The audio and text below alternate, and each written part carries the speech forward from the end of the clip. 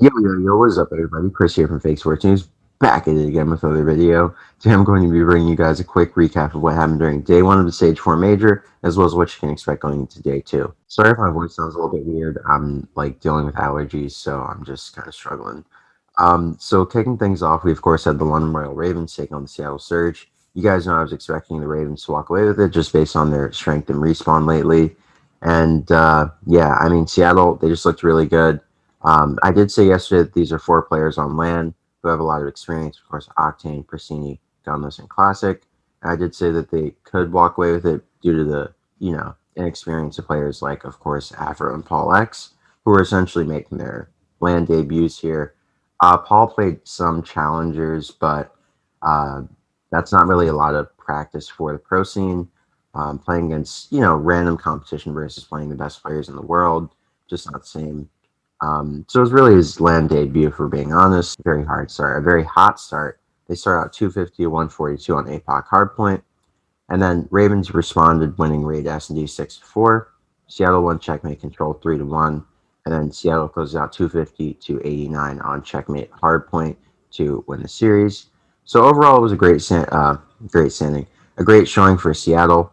They looked really strong, and I like them going into day two. Seattle looked really strong here, and I like them going into day two, where they will take on the Paris Legion, who, of course, been waiting for them in the losers bracket. And ironically, looking at the stats for the Seattle London series, the only players who went positive were the players who had little to no LAN experience.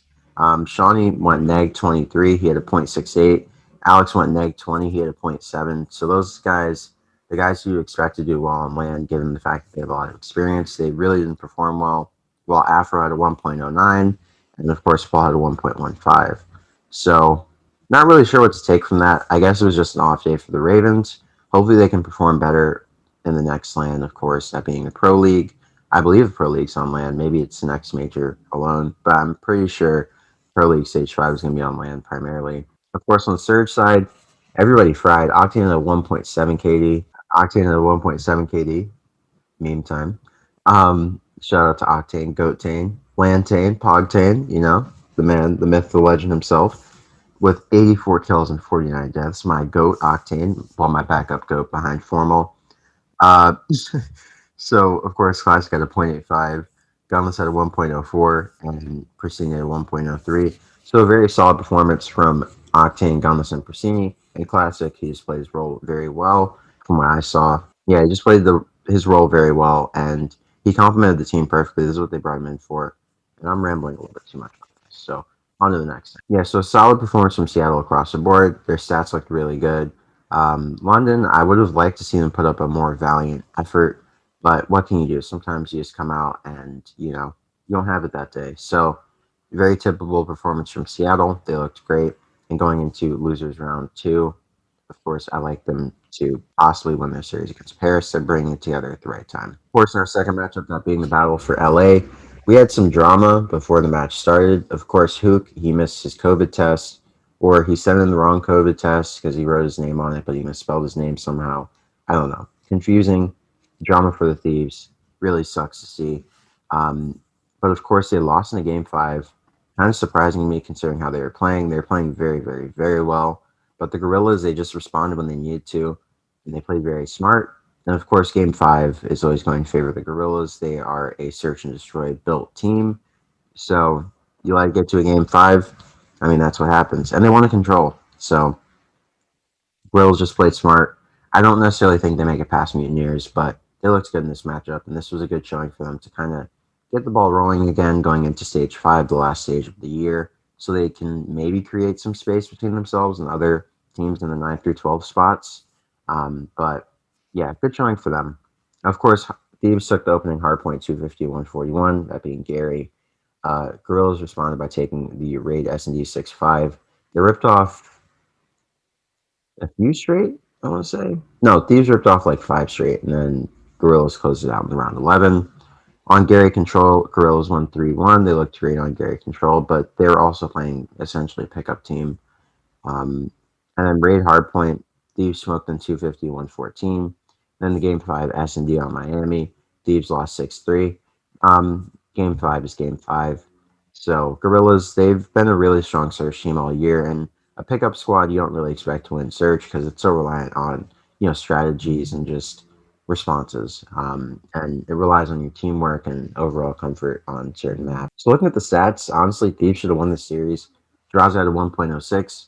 Of course, Kenny at 1.14. Slasher at a 1.3. Litigoat was on the scene, frying on land as usual, and Teach he had a 0.83.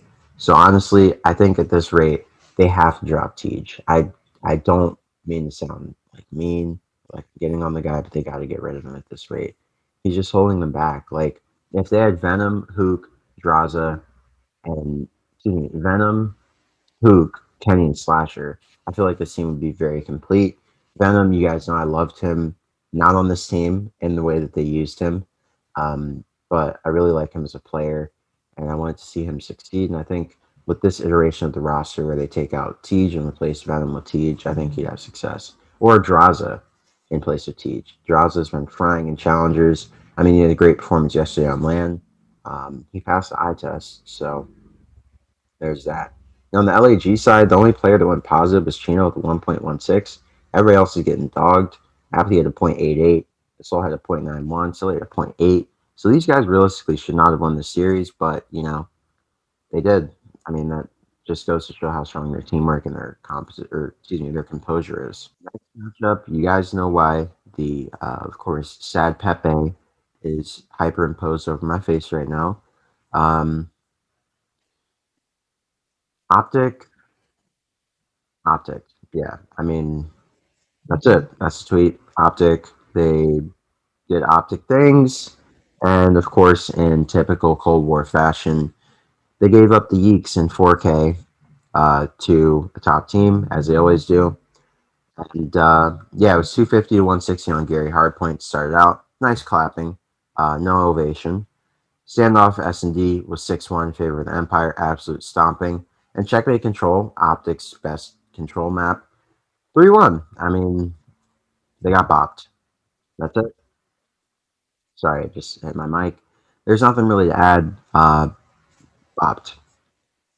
That's it. Bopped, bopped, bopped. Bopped to the bottom. No High School Musical. Um, yeah, I mean, their stats just weren't good. Formal dropped to 0.67. Envoy dropped to 0.69. Scump dropped to 0.89. And Dashi dropped to 1.15. I mean, I just don't get it. I don't get it. I don't have anything to say. I don't have any critiques to offer. I don't get it. I just don't get it. Looking at the Empire stats, Vivid went crazy, 1.32, Shotzi 1.34, Illy 1.27, and Krim with a 0.87. So everybody but Krim was frying on the Empire side. Maybe they just played better, but I don't know. Optic looked pretty bad yesterday. So I think honestly, this team is just not. I think they're just not it at this rate. They just don't have it. Um, that's just my thoughts. So, of course, looking at the last matchup, we had the Subliners taking on the Rokkr. And honestly, with Decimate playing in place of ASIM, this matchup was pretty chalked for the Subliners. On such short notice, it's really hard to build a cohesive team that can win events at such an important, win matches at such an important event like a major. So, of course, Gary Hardpoint, Subliners went up like 180 to 80, and then Rokkr just flipped the switch. They won 250 to 196. Rokkr took S&D on raid 6-0, and they won Gary Hardpoint or Gary Control, 3-1. So really dominant showing for them. Priest looked great in this series. He had a 1.26. Sandy was frying. He had a 1.47. He was plus 20. Major Maniac had a 0.96 and Attach had a 0.93. Only player from New York to go positive was Hydra, with a 1.02. Clay had a 0.77, Mac had a 0.9, and Desi had a 0.77. So not really too shocking for Subliners, considering this is basically a last-minute team. But Rokkr looked really good. I think going into their matchup against Faze, I don't like them to win, but I do think they'll put up a valiant effort. And getting into today's matches, I think they're going to be pretty interesting. We have a really interesting one to start off. We, of course, have the Legion. Excuse me. We, of course, have the Legion taking on the Surge, and I don't really know what to expect in the series. I mean, there are two teams that I feel like are going to be pretty even on land. Aqua, Scraps, Temp, and of course Zaptius. They're four really good players. Of course, Aqua and Scraps have always been really good on land. Same with Temp. We've never really seen Zapdos on land. He's a player like Paul who primarily played in Challengers. He played in the Pro League for a little bit, but not too long on that Midnight squad. And we haven't seen him on land a lot in the Pro League, so I'm interested to see how he does against a team like Seattle with so much land experience. But as it stands, I really can't bet against Seattle after the performance they had yesterday. They really came out hot. And honestly, Octane on land is a big problem for these teams. So as it stands, I'm going to say Seattle 3-1. Hopefully, this take does not age like curdled milk. But I like what I saw from Seattle yesterday. And I think land is exactly what this team needed, unlike Optic Chicago. Um, Sorry, they got to catch strays. I'm really just disappointed. Um, but I think Seattle wins this matchup, and I think they take it 3-1, I'll say. I think they looked pretty dominant, honestly, yesterday, and I think they'll continue that going into today. Now, in our second matchup of the day, we have the Mutineers taking on the Gorillas. And personally, I favor the Mutineers to walk away with a 3-0. I think Big Wake and Skies on land, people have always questioned how Big Wake is going to perform on land. But I think kind of like Sandy and Afro, and of course Paul X, I don't think he's going to miss a beat. If anything, I think he's going to get better on land since he's been playing online this entire time. And, he's adjusted to playing online. And on land, you get a slight buff, right? Like, there's no connection issues. There's no host issues. It's zero pain. So I think Florida's going to come out pretty hot. They're going to fry. Neptune, of course, has land experience in playing Halo. So I don't think he'll get too nervous under the lights. As Explosives or Gilbert from from the Gears esports scene says, these lights, they do things to people. Yeah, but all jokes aside, I do think the Mutineers walk away with this one 3-0 or 3-1. I just think they're too much to handle for a team like the Gorillas, especially after they played essentially a pickup team yesterday. That wasn't really good practice for them. And it did go game 5, right? Like the hard points they got absolutely obliterated in. So that being Florida's strongest mode, really, I expect them to sweep this series. With potential for the Gorillas to maybe take a search. They looked really good in search yesterday. In our next matchup, we have the Ultra take on the Empire. And honestly, I think the Ultra get a 3-0 here. I think Optic, they were just a weak team. I don't think Empire really are that much stronger than they were before in their last showing. But I just think the Ultra, they're just such a good team. It's really hard to count against them, especially returning to land. They're going to be playing with the fire. And I think they're going to come out hot in 3-0 Dallas, regardless of the maps. And in our last matchup of the day, we got my boys, Faze, taking on the Rokkr. You guys know I like the Rokkr a lot, too. I chose to wear my Faze jersey for the video just because they're my #1 team at this point. Optic, you're down in the dumps. Just had to, pour some salt in the wound a little bit.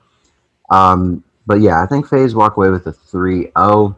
I think they're going to really come out here and try to make a statement saying we're back on land. Online doesn't matter. We had terrible internet, and we're only going to fry harder. So I think they get a 3-0. I think they're going to get a statement victory over the Rokkr. And they're going to say, hey, Rokkr looked good yesterday against subliners, albeit a weak subliners. But we're going to put y'all in the dirt just to prove that we are here, and we're here to win.